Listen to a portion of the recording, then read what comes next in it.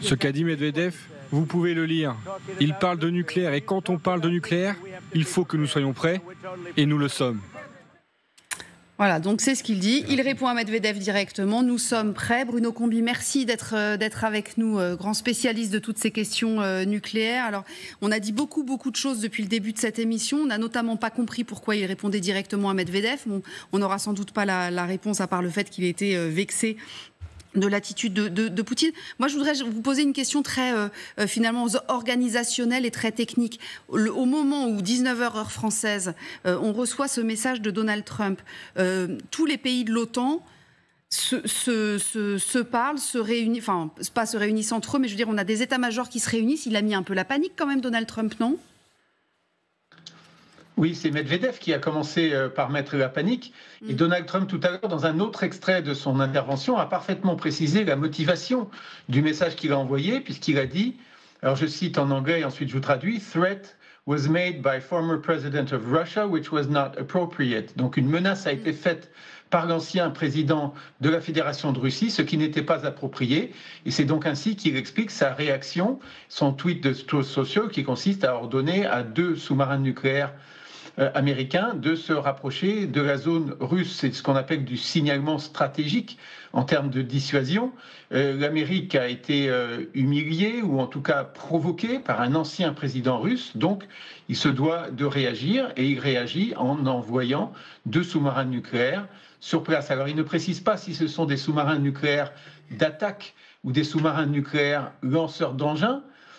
Donc les sous-marins nucléaires d'attaque peuvent être armés avec, ils sont bien sûr tous à propulsion nucléaire, et les sous-marins nucléaires d'attaque peuvent lancer des Tomahawk à charge nucléaire, donc plutôt du nucléaire tactique, tandis que les sous-marins nucléaires lanceurs d'engins, c'est le nucléaire stratégique avec des missiles beaucoup Trident, beaucoup plus gros, puisque chaque sous-marin a une puissance de feu qui est de 1000 fois Hiroshima. Donc on espère qu'il n'y aura pas lieu de s'en servir.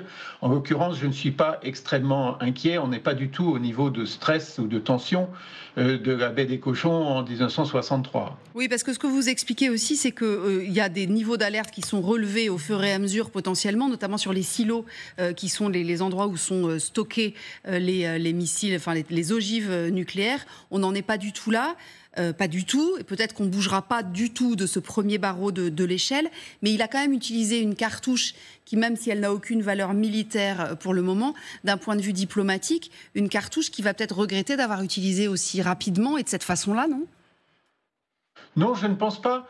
Il a été provoqué et insulté par Medvedev, donc il a répondu à cette insulte, c'est le shérif.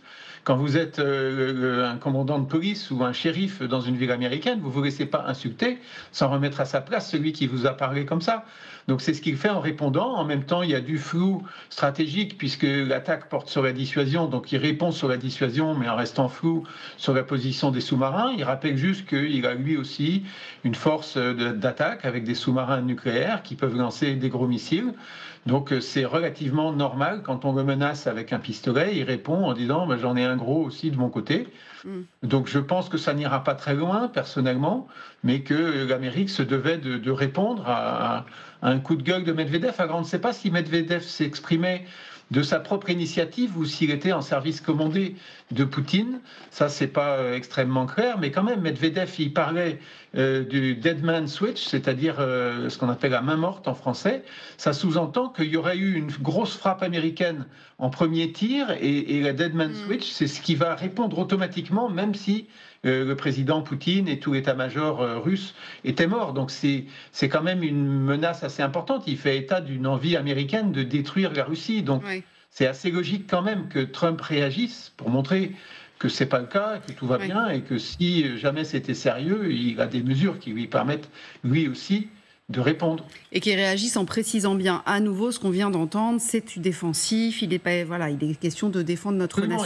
Il n'a évidemment aucune intention de tirer et de nourrir la Russie. C'est donc Medvedev qui s'est plutôt embarqué un petit peu loin dans ses affirmations et on ne sait pas si c'est de sa propre initiative, c'est plutôt l'hypothèse que j'aurais tendance à préférer, ou si c'est en parole commandée sur ordre de Poutine. Mais je pense que Medvedev, on le connaît, et souvent il est un petit peu impétueux, et il tient des propos quelquefois assez polémiques, on va dire. Ouais. Alexandre Melnik, je ne sais pas si vous avez eu l'occasion depuis le début de la soirée de jeter un coup d'œil aux médias russes, savoir ce qui se dit sur les télés russes, dans les radios, etc. Pour le moment, rien, ou presque. Ah ouais? C'est-à-dire tout le monde attend les réactions de Poutine. Et Poutine n'a pas réagi. Mais il n'a pas intérêt à réagir, si. Il ne réagit jamais sous pression. Mais je suis presque sûr qu'il va réagir. Parce que tout simplement, quand on parle de Medvedev, je suis persuadé, vous savez, ma modeste expérience du mode de fonctionnement du pouvoir russe m'amène à penser qu'on accorde trop de crédit aux déclarations, aux aboiements farfelus de ce clown. Donc la réponse de Trump, c'est la réponse au silence méprisant de Poutine à son égard ce matin. Et donc Poutine, à un moment donné, il va réagir. Il n'a pas réagi aux menaces des sanctions économiques. Il s'en fiche. Parce que l'économie russe, pour le moment, a appris à se passer de l'aide occidentale. Mais quelque chose qui l'a touché, c'est justement cette force montrée par les États-Unis. À tort ou à travers, on verra ça plus tard. Et ce qui est très important, c'est regarder, observer la réaction de Poutine, qui, à mon avis, ne va pas tarder et qui sera peut-être une réaction très intéressante à analyser, peut-être demain, mais je suis sûr que cette réaction viendra. Est-ce qu'on peut imaginer que les deux présidents se téléphonent? Parce que moi, j'ai vu des crises se mettre en place et il y a toujours... alors, en fait, c'est les diplomates, hein, c'est l'environnement qui vérifie si l'autre est prêt à accepter un coup de téléphone et en même temps, le même bouton, les deux décrochent en même temps. Donc là, vous ressuscitez la crise de Cuba, n'est-ce pas? C'est-à-dire en 62. Quand il y avait le téléphone rouge, Khrouchtchev... Ça a toujours existé. Hein, voilà, Khrouchtchev et Kennedy. Sur le bureau de Jacques Chirac, il y avait un téléphone qui était relié. Je ne suis pas sûr aujourd'hui que la ligne téléphonique fonctionne entre les deux présidents, mais ils ont tous les moyens aujourd'hui d'échanger s'ils le souhaitent. Voilà, mais à mon avis, en même temps, je rejoins ce que disait Vincent, c'est que quelque part, ça repositionne vraiment bien Poutine au niveau de Trump. Ce genre d'opération, il va parler, il va dire voilà, on a communiqué, on a fait baisser la pression, etc. On verra demain ce qui va se passer. Parce que le problème des images qu'on voit tout à l'heure, il y a un décalage horaire. Aujourd'hui, là, actuellement, quelle heure il est aux États-Unis? Il est. C'est l'après-midi, c'est la fin d'après-midi.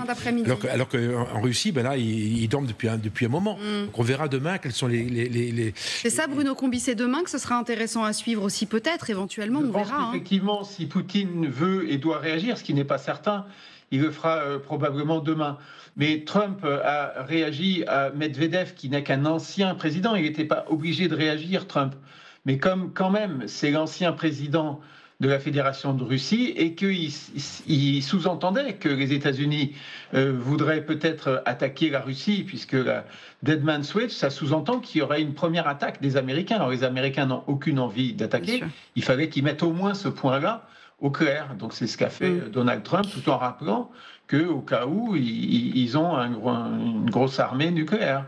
Alors après la réaction de Vladimir Poutine, elle va peut-être... dans le jeu. Je pense que s'il le fait, il va plutôt, d'une part, rappeler qu'il est une force nucléaire, mais aussi un peu calmer le jeu pour montrer qu'il n'a pas envie de déclencher une guerre nucléaire. Je pense que ni les Américains, ni les Russes ne le souhaitent actuellement. Bien évidemment. Merci infiniment d'avoir été avec nous, Bruno Combi, d'être intervenu à plusieurs reprises sur ce plateau. La réaction de Vladimir Poutine, peut-être qu'en fait, elle est déjà là, et depuis longtemps, et c'est ça aussi qui provoque cette inquiétude occidentale. Elle est évidemment sur le terrain. Je voudrais que vous écoutiez tout à l'heure, on a joint notre envoyé, notre correspondant à Kiev, qui est journaliste et qui vit depuis plusieurs jours maintenant des nuits extrêmement compliquées, comme ce que nous disait Nathalie tout à l'heure. Regardez son témoignage, c'était la nuit à Kiev, c'était il y a 2 heures.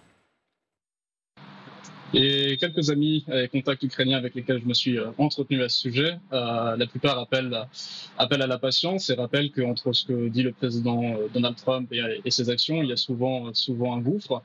Par conséquent, il va falloir attendre les heures à venir, voir si cela sera suivi des faits. Et ça vaut tant pour Donald Trump que pour Vladimir Poutine d'ailleurs. le président russe, en visite avec le président bélarusse Loukachenko, a déclaré qu'il souhaitait une paix durable, sans pour autant montrer une quelconque velléité de négociation. Il a toujours les mêmes demandes, la reconnaissance des régions annexées, l'impossibilité pour l'Ukraine de rejoindre l'OTAN, toujours cette fameuse démilitarisation de l'Ukraine. Là encore, il vaut mieux regarder les actions que les paroles, et les actes russes parlent d'eux-mêmes, comme vous le disiez. L'attaque la plus meurtrière depuis le début de l'invasion a eu lieu dans la ville d'Arkadia-Jeudi. Il a tué 31 personnes à Kiev, dont 5 enfants. Et à l'heure où je vous parle, il y a une nouvelle alerte aérienne. Il y a des drones de type Shahed qui volent de la région de Tchernihiv vers la capitale ukrainienne.